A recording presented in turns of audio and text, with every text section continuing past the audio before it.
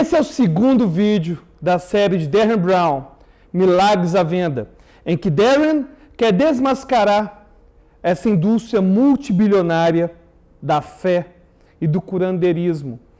E se você não tiver assistido o primeiro vídeo, o ideal é que você simplesmente clique aqui e assista a primeira parte para que você possa ver os vídeos em sequência. E, bom, nesse vídeo já temos o escolhido, Nathan. Nathan agora vai passar por uma transformação. Para poder se tornar um curandeiro, ele vai precisar de um novo nome, vai precisar de um website. E mais do que isso, Derren precisa começar a preparar o seu show de falso curandeirismo na cidade de Dallas, uma das cidades mais religiosas dos Estados Unidos. Mas certamente não será tão fácil assim. Quer saber mais? Continue assistindo.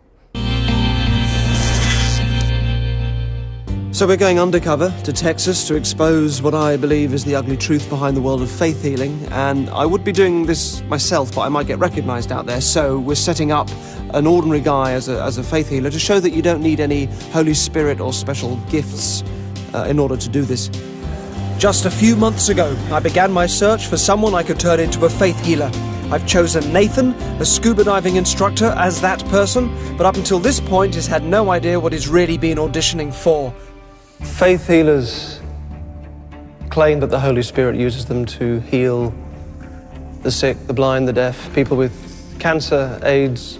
The impact of this is that people donate, often huge sums of money. Some of them donate their life savings, and that people also throw away their medicines. So a lot of people get worse, and some people die because they believe that they're healed when they're not. This isn't about faith, and it isn't about God, and it isn't about the church, it isn't about religion. It is about greed and about a very specific scam. I'm doing this because I want to draw people's attention to this particular form of fraud. But to do that, we will need a fake faith healer. But you're up for it?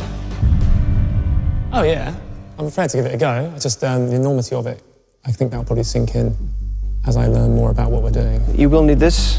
It is the King James Version. Thank you very much indeed. Thank you. Thank you, Nathan. Thanks, Derren. Cheers. My gut reaction to, coming up, seeing this project and understanding what it is my part is to play in it. It's the scale of it. It's the gravity of just how important religion is to people and how much they take it to them, to their very centre, to their core. And therefore, in this instance, especially when there's money involved, the protection around that and how good I'll have to be, if you like, to infiltrate that and actually seeing what that reaction is, indeed surviving that reaction possibly. So, to my relief, Nathan is up to the challenge. The first thing to do is to give him a fake name. I've decided on Pastor James Collins. James is fitting as it's a religious name, but even better, it gives him the very biblical initials of JC.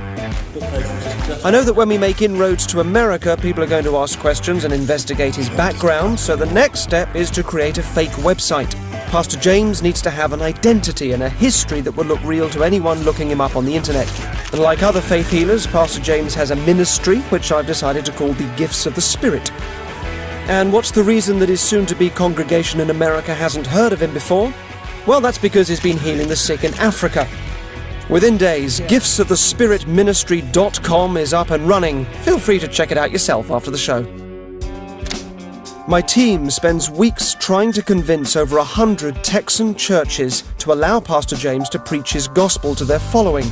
Hi there, I'm calling from Big Wonder Films. I represent Pastor James Collins. This will help establish Pastor James's credibility and will also enable him to publicise the big revival event we're planning to stage at the end of our week in Texas. They're just not responding at all. However, not one church returns our calls or helps in any way. So we decide to hire a Texan Christian PR company, run by a guy we're going to refer to here as Peter, to protect his identity. By using Peter and his contacts, it is our only chance to guarantee an audience for our final show in Dallas. We need this man's help.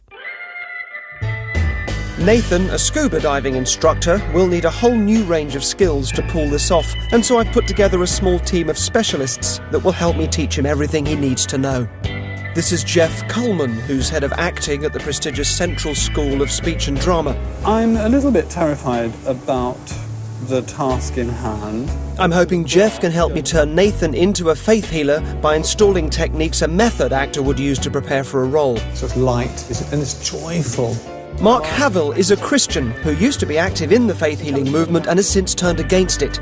I went out to churches holding services and did the exact same things that you see on TV with these televangelists.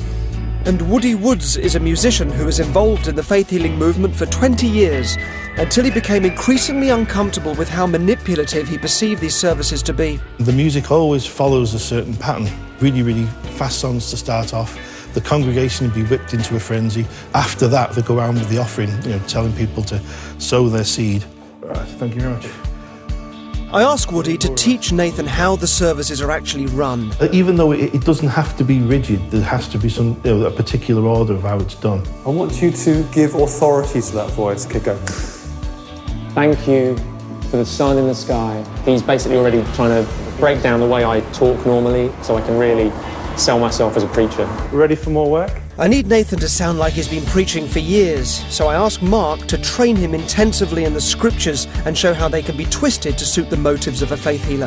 What you're getting today, as opposed to last week, are heresy lessons. Right. So there's a very real and serious side to this in terms of you are talking about real faith versus something which is effectively a counterfeit. And then you're looking out the audience and you're seeing these pockets of light in people. I work with him on his act. The Lord showed me this here. Can you see that? If that's hot. And a whole variety of tricks that I believe are being used. I do take my hat off to him because he's trying to learn something that takes years to learn. Pray, he's going to be healed. He's going to be healed.